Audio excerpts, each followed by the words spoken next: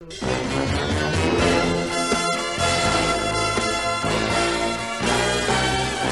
and gentlemen, Miss Diana Dors. The actress, entertainer, and authoress, Diana Dors. Here's Diana Dors. Well, when I first went to Hollywood in 1956, it was when Hollywood was still Hollywood as we all, well, the older members of the audience knew it. Yeah.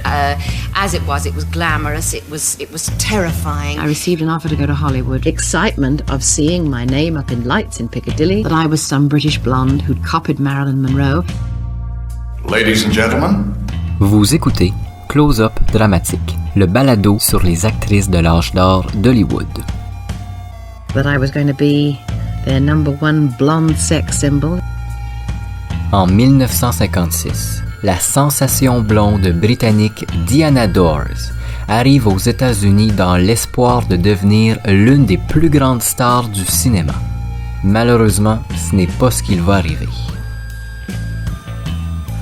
You had married a bright and rather erratic young man named Dennis Hamilton. He was an extremely dominant. He loved money, he loved a good time, he loved sex, and he had Diana to help him achieve all these three things. Diana was a very big movie star. Jason Duval avec vous pour ce nouvel épisode de Close-Up Dramatique, deuxième partie aujourd'hui sur l'actrice anglaise Diana Dors.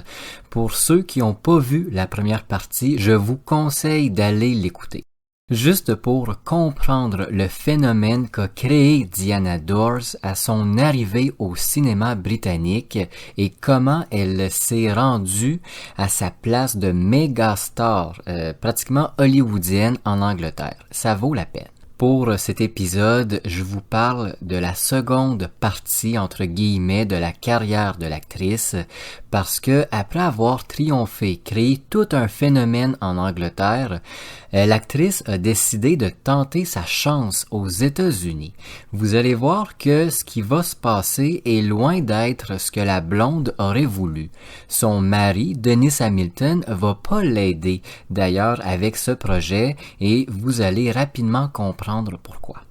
Je m'attends à un épisode assez long puisque après les États-Unis, Diana Dors va s'éloigner du cinéma tranquillement, puis elle va devenir une femme presque à scandale.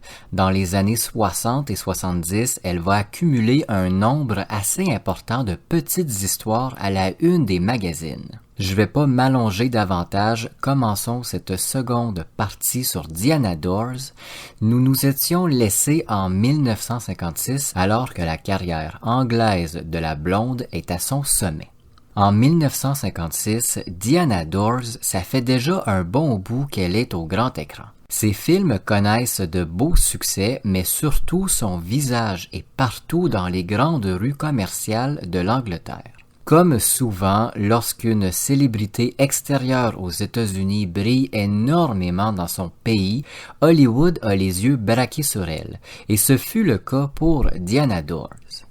La carrière de la blonde est menée d'une main de fer par son mari, Dennis Hamilton, qui quelques années avant avait refusé un important contrat américain, jugeant à ce moment-là que sa femme n'avait pas besoin de s'expatrier ailleurs puisqu'elle était la 9e personnalité publique la plus reconnue dans son pays. Mais lorsqu'arrive 1956, Diana, elle veut essayer quelque chose de nouveau. Elle a envie de séduire un nouveau public. Elle est aussi convaincue qu'aux États-Unis, à Hollywood tout particulièrement, on lui proposerait des films de plus grande envergure. Dors convainc donc son mari de contacter quelques studios de Los Angeles afin d'essayer d'avoir un contrat. Dennis Hamilton n'a pas eu beaucoup de misère à trouver, puisque ça faisait plusieurs années que plusieurs studios de Los Angeles avaient leur regard sur l'anglaise, prêts à bondir à n'importe quel moment afin de lui faire signer un contrat très avantageux. Au printemps 56, des représentants de la RKO débarquent en Angleterre avec un contrat d'essai pour l'actrice. En mai 56, le couple embarque à bord du Queen Elizabeth, direction New York. Arrivés dans la grosse pomme, ils se font reconduire à Hollywood où l'attendent les patrons de la RKO. À l'arrivée de Diana Dors en sol américain, c'est le déluge médiatique. Les États-Unis sont plus qu'heureux de voir arriver la sensation anglaise. Par contre, ce n'est pas comme en Angleterre.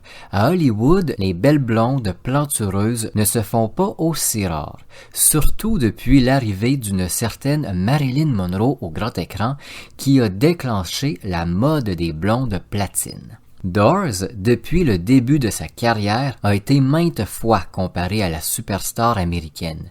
Ce n'est donc pas nouveau pour elle d'entendre toutes ces comparaisons. Lorsqu'elle arrive à Hollywood, elle fait une première déclaration fracassante.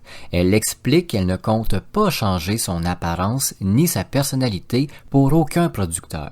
Ils devront faire avec. Elle justifie cette déclaration en disant qu'elle a entendu trop souvent d'histoires de jeunes starlettes arriver au pays, puis revenir complètement changées et chamboulées. La RKO organise alors une petite conférence de presse où ils annoncent que Dors tournera aux côtés de George Gobel dans I Married a Woman, qui sortira en 1958, soit 2 ans plus tard. Peu de temps après, Hedda Hopper, l'une des journalistes les plus influentes et la reine du potin hollywoodien, organise elle aussi une rencontre avec les médias, en l'honneur de Diana Dors, mais aussi de son mari, Dennis Hamilton. La rencontre a lieu dans une villa somptueuse ayant dans le passé appartenu à Marlène Dietrich. À cette soirée, on compte des gens de renom du milieu comme Lana Turner, Zaza Gabor, ainsi qu'une pléiade d'autres acteurs et actrices reconnus y assistent. À un certain moment de la soirée, on sait pas trop comment, mais le couple va être jeté à l'eau, puis photographié par la dizaine de journalistes s'y trouvant. Très énervé de cet incident, Hamilton serait rentré dans une colère et aurait commencé à se battre avec certains photographes. Le lendemain, l'incident a créé la une de plusieurs journaux et Hopper en a longuement parlé à la radio. La presse clame que Diana Dors doit quitter le pays après la soirée désastreuse et le comportement inapproprié de son mari envers les journalistes. Ces critiques se rendront jusqu'aux oreilles de l'actrice, de Hamilton et de la RKO qui tenteront d'arranger le coup et ça va fonctionner. Ils ont organisé une genre de soirée pour s'excuser de la pagaille qui a entraîné cette bagarre et cette jetée à l'eau, bien que cette plongée dans la piscine n'ait pas été de leur faute. Cet incident va grandement affecter la vie du couple. Dors est bien consciente qu'elle n'aura qu'une seule et unique chance de réussir aux États-Unis. Elle ne veut pas que le caractère très possessif de son mari et surtout très colérique nuise à cette opportunité. La blonde va donc demander à son mari de se faire plus discret le temps que son nom se fasse. Chose que Hamilton prend très mal, lui qui a toujours aimé l'attention du public autant sur lui que sur sa femme, se voit dans l'obligation d'être dans l'ombre. Les disputes et moments d'éloignement se feront de plus en plus réguliers et le mariage est fragilisé. À la RKO, les patrons sont plus qu'heureux des premiers tests de caméra de la blonde. Ils lui offrent alors un contrat avantageux et très payant pour 3 films. Elle signe sans hésiter. Sans attendre, le studio lui font tourner The Unholy Wife qui deviendra les débuts de Dors au cinéma américain. Je le rappelle, I Married a Woman ne sortira qu'en 1958. Le tournage du film va être assez tourmenté. Peu de temps après le début, Dors et sa co-star Rod Steiger deviennent très intimes et ont finalement une ou plusieurs aventures extra-conjugales ensemble. Cette passion secrète va cependant se rendre aux oreilles de Hamilton qui, lui, pour se venger, aura une aventure avec la femme de Steiger. Selon certaines sources, on raconte que Hamilton aurait forcé ou convaincu la femme de l'acteur d'avoir des relations intimes avec lui, mais ça reste hypothétique. Très déçue de son mari, mais aussi d'elle, constatant que son mariage bat de l'aile, Dors songe au divorce. Elle en parle rapidement à ses patrons de la RKO. Ces derniers sont également très déçus puisque dans le contrat de Dors, il y a une clause de moralité. Dans cette clause de moralité, il est bien écrit que l'actrice se doit de rester mariée à Dennis Hamilton et de n'avoir aucun scandale concernant des aventures extra-conjugales. Elle ne peut pas également demander le divorce sans briser le contrat. Mais Diana Dors n'a pas l'intention de plier devant ses patrons. Elle demande le divorce et par le fait même brise son contrat avec le studio. Le studio refuse que l'Anglaise tourne son 3e et dernier film mentionné dans le contrat. Son nom au générique des 2 films qu'elle a tournés sera modifié. Le nom de Dors aura une apostrophe afin d'éviter la mauvaise publicité autour de l'actrice et ainsi empêcher peut-être une popularité plus grande au film. En octobre 56, elle apparaît dans le Bob Hope Show, mais sera vivement critiquée le lendemain. Entre autres par Hedda Hopper qui ne soigne pas son langage à l'égard de la blonde. Hopper décrit Diana Dors comme étant un feu de paille au gros sein. Elle affirme également que sitôt arrivée pour tourner son premier film, la popularité et l'engouement autour de l'actrice étaient retombés à zéro. Hopper exprime aussi son désir de voir Dors retourner en Angleterre et de laisser la place à une actrice de talent comme Marilyn Monroe. Il faut quand même mentionner qu'il est évident que Hedda Hopper ne semblait pas avoir une très grande affection pour Diana Dors, ce qui a peut-être entraîné ses opinions peu positives à son égard. Le divorce entre Dors et Hamilton fera couler beaucoup d'encre et sera le centre des spéculations les plus folles. Lors de la séparation, qui soit dit en passant n'est pas encore officielle, l'actrice apprend qu'elle n'a pas d'argent.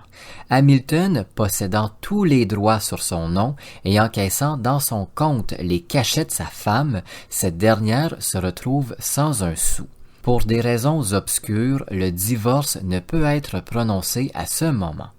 Dors et Hamilton arrivent donc à une entente. Ils seront toujours mariés encore quelques temps, voire quelques mois, mais peuvent désormais aller voir ailleurs. Ils deviennent un peu un couple ouvert. Ne réussissant pas à se trouver un nouveau studio et n'ayant pas fait ses preuves à Hollywood, sans argent et sans mari, Dors doit retourner à Londres. Diana Dors, inquiète, n'a aucune idée de ce qui l'attend à son retour. Oh, Hollywood. I never really attained the success in Hollywood, and nothing came. I came over here, unfortunately. I say unfortunately because, everybody has to have a tag. Britain's answer to Marilyn Monroe. I didn't invent that. They did, But I'm now very busy doing cabaret, which is completely at the other end of the scale. I grew up with this sort of silly romantic idea. Money troubles, marital troubles, all sorts of complications, but you've battled your way through, and life certainly hasn't been easy for you. I am an optimist. Somebody was going to come and rescue me. Diana was a very big movie star.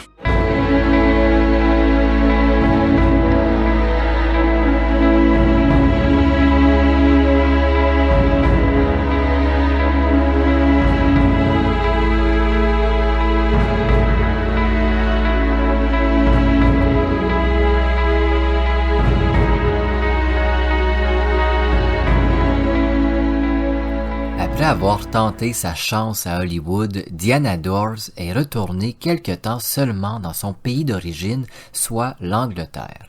Son voyage en sol américain n'a pas été très facile, elle était une énième blonde au cinéma, n'arrivant pas à la cheville de Marilyn Monroe. Les producteurs ont été aussi que très peu impressionnés par la renommée de l'actrice dans son pays natal. En plus, Dennis Hamilton, son mari, de qui elle n'est toujours pas divorcée, lui a pas rendu la tâche facile. D'un tempérament assez spécial, Hamilton est loin d'avoir aidé la réputation et la carrière de sa femme en sol américain. C'est donc un peu déçu que Diana Dors retourne en Angleterre à la fin de l'année 1956. Dès son retour, elle renoue avec sa popularité. Les Anglais sont très heureux de revoir la première blonde anglaise revenir au pays. Il n'a pas fallu beaucoup de temps avant que Diana reçoive une offre pour le cinéma. Dès janvier 57, elle commence le tournage de The Long Haul. Durant la production, elle tombe en amour avec la doublure de Victor Mature, Tommy Yeardley. La relation sera que passagère. le cascadeur mettra au courant la presse, ce qui embête Dors, toujours marié à Dennis Hamilton. Les médias écriront beaucoup d'articles au sujet des amants. Hamilton fut par logique mis au courant et demanda le divorce officiellement. Divorce qui fut prononcé seulement en 1958.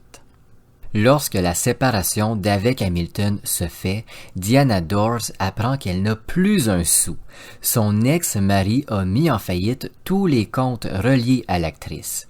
Où est donc passé l'argent qu'a gagné Dors durant les dernières années? Personne ne le saura jamais. Mais disons qu'Hamilton est louche. Afin de payer ses frais de divorce, Dors n'a pas d'autre choix que de produire un spectacle de cabaret nommé en son nom. Avec les quelques représentations, elle est en mesure de renflouer ses finances et d'ainsi de payer tous les frais reliés au divorce. Selon plusieurs sources, bien que ce soit Hamilton qui ait demandé le divorce, c'est Diana Dors qui a dû tout signer et tout payer les frais.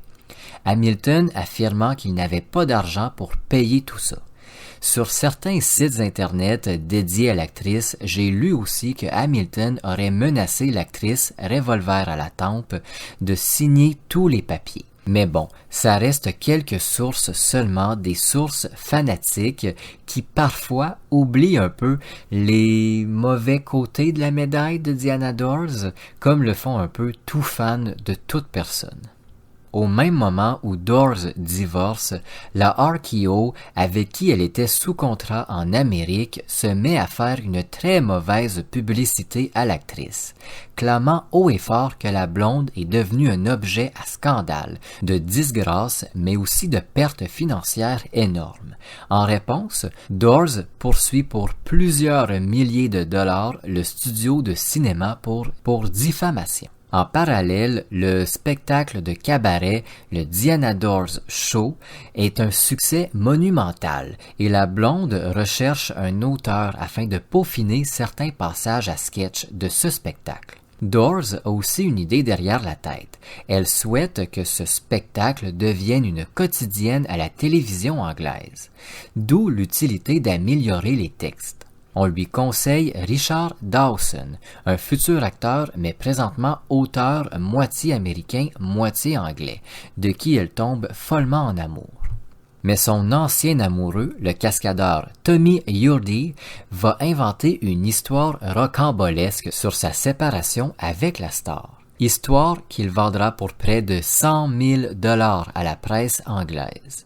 J'ai pas réussi à trouver l'intégralité de ce récit qui, je suis sûr, est digne d'un film américain, mais Hurdy raconte qu'il est tombé sous le charme de Dors, envoûté par son charisme. Que les deux, complètement fous amoureux, se sont séparés de façon déchirante, non pas parce qu'ils ne s'aimaient plus, mais bien parce qu'ils étaient trop différents. À tout ça, ajouter du superflu pour faire de l'audience. Une histoire incroyable. Vous pouvez imaginer que le début de l'idylle avec Richard Dawson n'a pas été facile, Diana étant en pleine tourmente avec son ancien compagnon.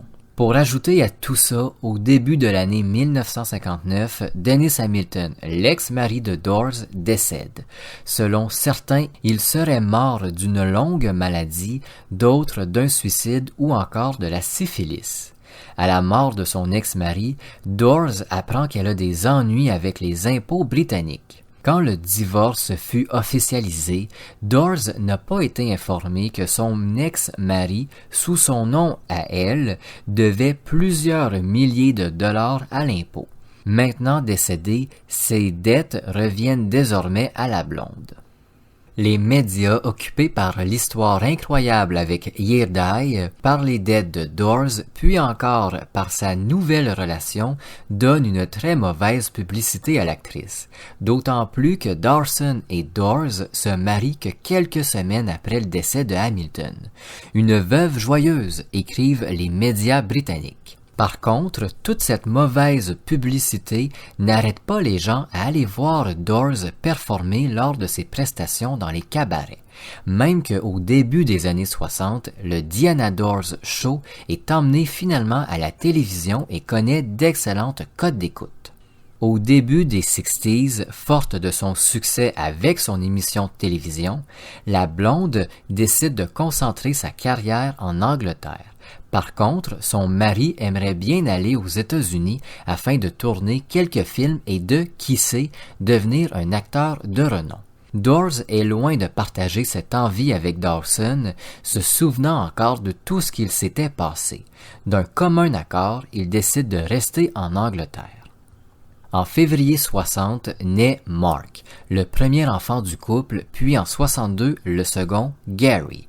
Entre-temps, Dors apparaît dans 2 épisodes de Alfred Hitchcock Present. Si pour l'un de ces épisodes on applaudit la blonde, pour l'autre, c'est la catastrophe. Hitchcock est si mécontent de la performance de Dors qu'il fait interdire sa diffusion. En 1961, elle envisage également de tourner certaines productions d'horreur pour la Hammer Film, mais elle n'arrive pas à s'entendre avec le studio. Après plusieurs échecs d'entente au cinéma, Dors et son mari décident de partir quelque temps pour les États-Unis. Dors veut tenter à nouveau sa chance au pays où tout est possible. À son retour en Amérique, elle est engagée sans trop attendre au Dunes Hotel and Casino de Las Vegas afin de chanter et de danser. À chaque fois que Dors monte sur scène, c'est l'euphorie dans le théâtre. Cette hystérie va durer 5 ans. 5 ans où Dors triomphe à tous les soirs où elle se produit. Lorsqu'elle ne peut être sur la scène du célèbre Dunes, Diana tourne quelques films. Elle joue dans Under the Balls, The Big Bank Roll et reçoit des offres pour jouer aux côtés de plus grands noms du cinéma américain comme Jerry Lewis, mais à chaque fois, quelque chose la fait reculer ou fait reculer les dirigeants des studios. Si son mari, Richard Dawson, aime les États-Unis, étant lui-même à moitié américain, Dors a le mal du pays. L'Angleterre lui manque et elle fait souvent l'aller-retour afin de visiter son pays natal. Durant ses voyages, elle tourne aussi dans quelques films anglais, ce qui fait que pendant 5-6 ans, Diana Dors apparaît à la fois dans des productions américaines et dans des productions anglaises. C'est une première. Elle travaille sans cesse. Diana Dors fait aussi de petites apparitions à la télévision des 2 côtés du globe. En 1965, elle est de retour pour de bon aux États-Unis, toujours un peu à contre-cœur. Son contrat aux Dunes se termine sous peu et elle appréhende la période où elle n'aura pas de contrat. En même temps, son couple bat de l'aile. Dawson est de moins en moins présent à leur domicile et Dors fait passer sa vie de famille après les sorties People. Mais ce sont surtout les ennuis financiers de Dors qui ébranlent la relation. Au début de l'année 1956, l'Anglaise apprend qu'elle doit plus de 40 000 $ aux impôts britanniques, une somme qu'elle n'a pas. La même année, au bout du rouleau, Dors et Dawson divorcent. Afin d'assurer une belle vie à ses 2 garçons, elle prend la décision de les laisser sous la garde de leur père. Elle part donc seule à nouveau pour l'Angleterre. À peine arrivée, Dors se met en marche. Elle apparaît à la télévision, dans de petits films et même à la radio. On découvre que l'actrice a un sens de la répartie extraordinaire et est dotée d'un humour fracassant. Elle dit oui à tout. Après quelques semaines seulement, toutes ses dettes sont remboursées. Malheureusement, cette période très active ne va pas durer. En 1968, elle tourne Berserk aux côtés de la légende américaine Joan Crawford, afin de payer de nouvelles dettes. En octobre de la même année, elle déclare faillite. Afin de se relever une nouvelle fois de ses ennuis financiers, Dors écrit pas moins de 4 autobiographies. 4 livres destinés à des publics bien différents. Le premier raconte principalement sa carrière, le second, sa vie et ses mariages, le troisième, son enfance et le quatrième, For Adult Only, raconte sa vie débridée et ses envies intimes. Un livre qui ramène Dors à la première page des magazines à potins, mais aussi de la presse à scandale. À côté de For Adult Only, 50 nuances de gris et de la petite bière. Pour parler plus précisément de ce livre, Doors raconte ses histoires d'un soir, parfois avec des acteurs reconnus des années 50 comme Paul Newman, entre autres. C'est l'un des acteurs qu'elle nomme directement, souvent elle mentionne leur film, ce qui laisse planer un certain doute sur la personne. Elle n'a pas peur de rentrer dans les détails, même que si vous voulez mon avis, c'est évident que ce livre servait à faire mousser sa publicité. Elle a délibérément cherché à faire un scandale avec ce livre. Vous pouvez trouver For Adult Only facilement sur le web si ça vous intéresse. J'en ai lu certains passages assez coquins, mais pas plus. La réception du public à ces livres est assez mitigée. Si les fans de l'actrice s'en réjouissent, la grande majorité de la population anglaise voit ça comme étant un geste désespéré de faire parler d'elle. Sa carrière au cinéma, même en Angleterre, est en chute libre. Elle ne reçoit plus de premier rôle et est considérée comme une star déchue. On lui donne alors des rôles très secondaires où parfois elle apparaît que quelques minutes à l'écran. La télévision la délaisse également.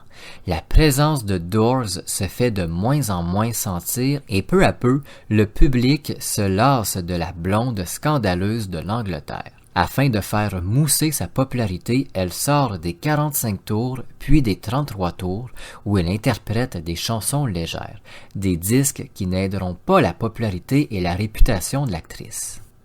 Le 23 novembre 1968, elle se marie pour une troisième fois, cette fois-ci à Alan Lake, un jeune acteur qu'elle a rencontré au cours d'I Inquisitor, une série télé dans laquelle elle a participé.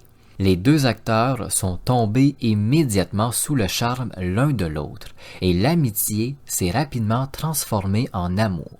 C'est après ce mariage que Doors va se retrouver souvent sur les couvertures des tabloïds. En 1969, Diana Doors donne naissance à son troisième fils, Jason David, issu de son union avec Alan Lake. Si au début de cette relation, couronnée d'une naissance, tout semble heureux, ça va se gâter dès 1970. Cette année-là, Lake est impliqué dans une immense bagarre qui a eu lieu dans un pub. Après enquête, il s'avère que tout commence à cause de l'acteur.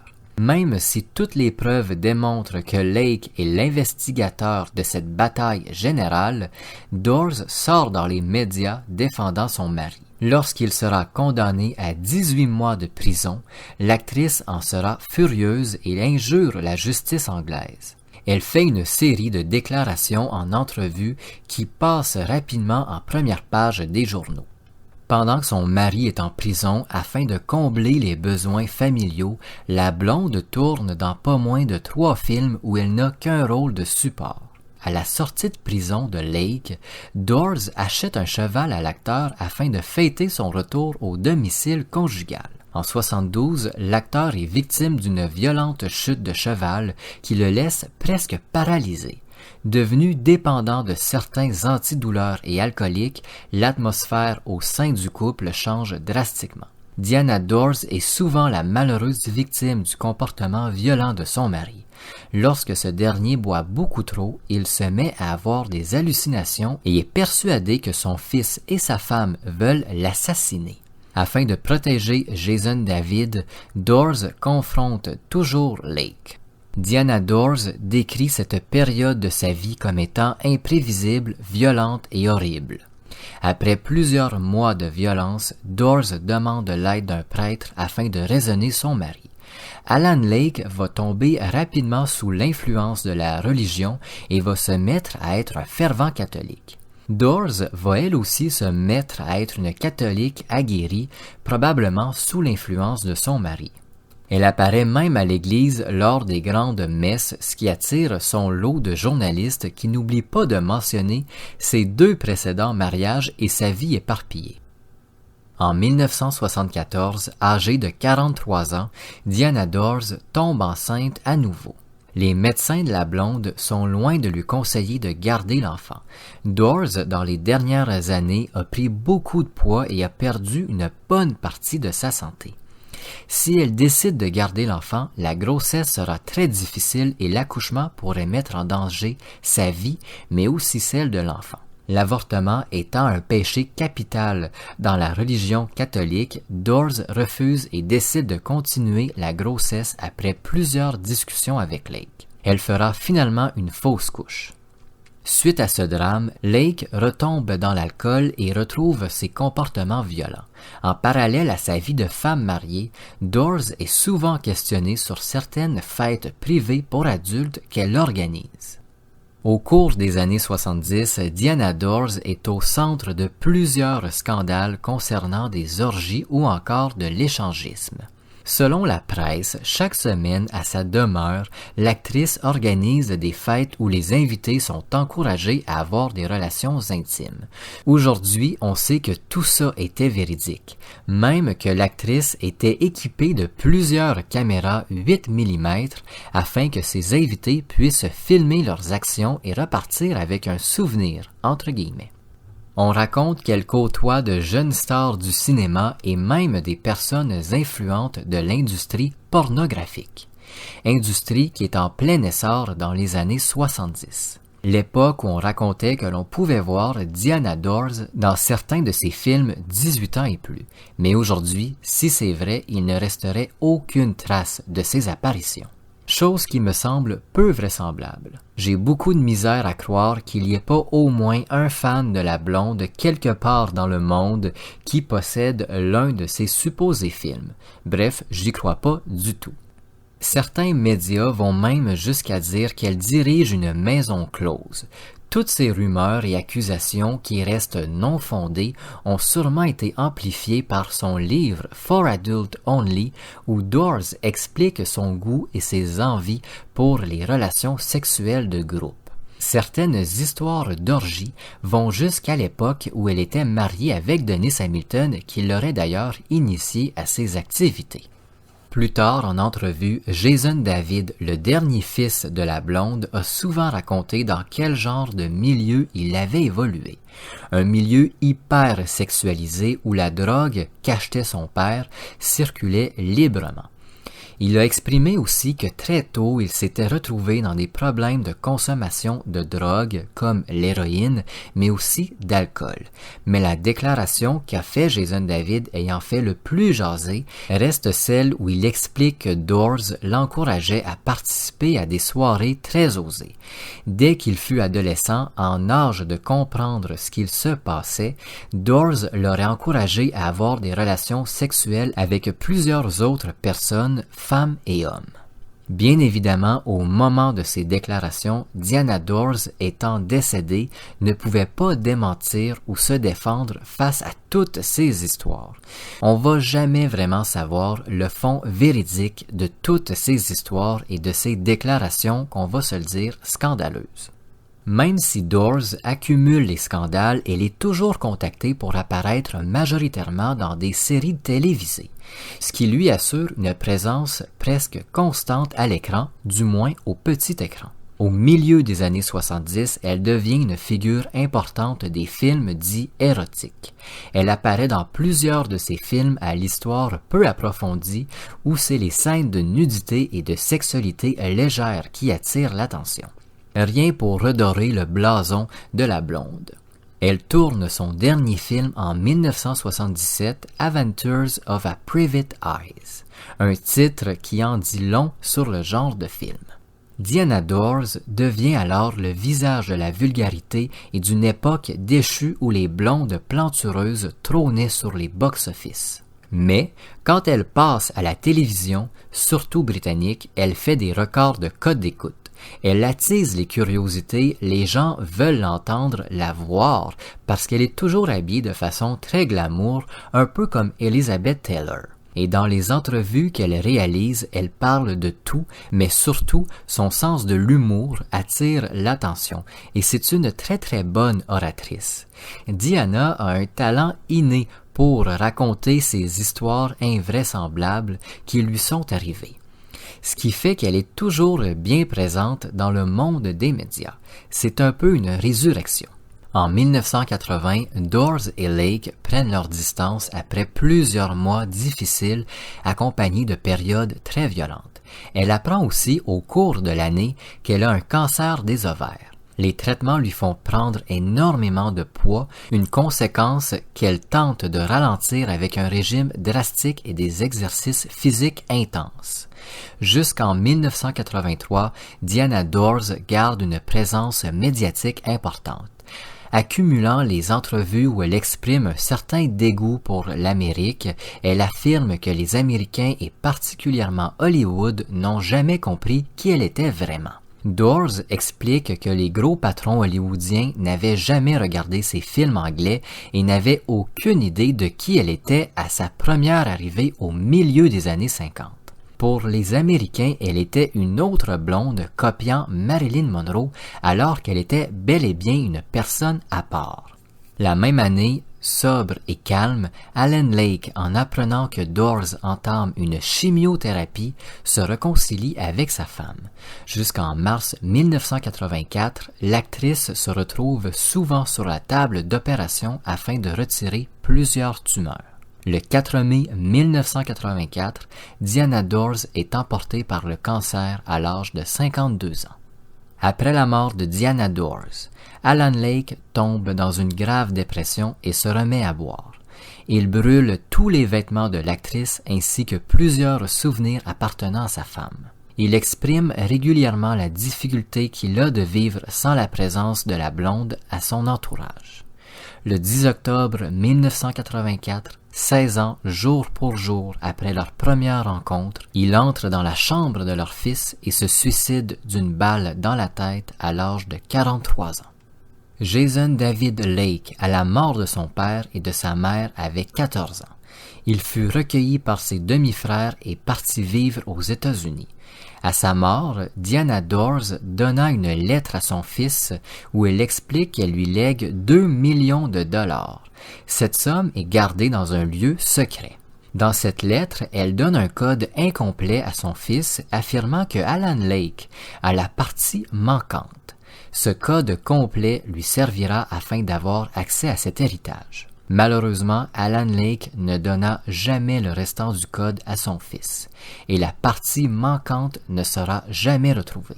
Encore aujourd'hui, en 2022, l'emplacement de l'héritage de 2 millions de dollars de Diana Dors reste un mystère. Jason David Lake aura toute sa vie de graves problèmes de consommation de drogue et d'alcool. Il tentera de se suicider à 3 reprises avant de mourir d'une surdose de drogue le 14 septembre 2019, 3 jours après son 50e anniversaire. Diana Dors a connu une carrière en montagne russe. Elle a à la fois été adulée pour ses films et reconnue pour ses scandales. Sa succession fut ornée d'un voile de malheur et de mystère.